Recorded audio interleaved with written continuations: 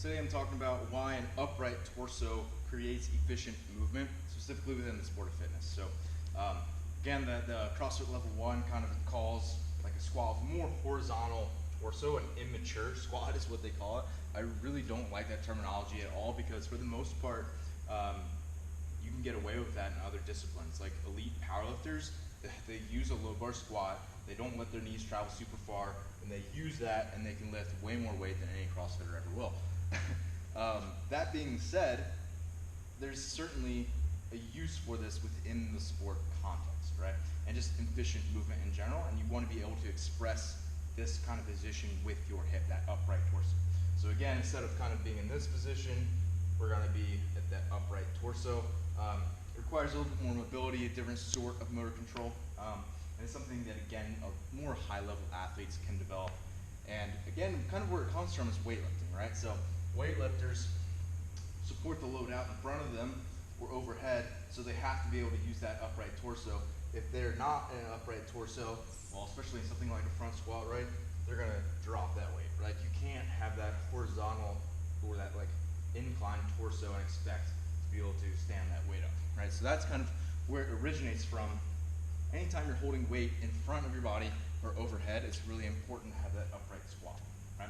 We can get away with back squats, not having to do that, ruck carries, things like that. It's not as important to have that upright torso.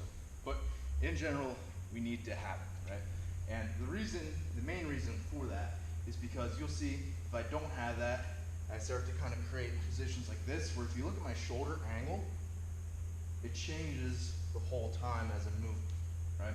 I'll show again with something like a wall ball. It's super common. You'll see people catch, and they'll come down, and then they'll come, get their hips under them again, and then throw, right? And it's kind of this two movement kind of squat, right? Instead of staying upright and moving from there. And again, not necessarily inefficient if the weight was loaded on the back or doing something like a back squat, but extremely inefficient if we're talking about high reps in a workout where that's our sport, right? So the goal then becomes, let's get and stay as stable as possible above my waist, where really nothing is moving except for my legs, right? That allows everything above my waist to be able to relax to the greatest extent, make me the most efficient, right? So in order to do that, again, I have to have mobile hips, mobile ankles, but also just kind of the knowledge that I need to hold this position, and I'm not going to allow my shoulders to deviate from that at all the whole time I'm going, right?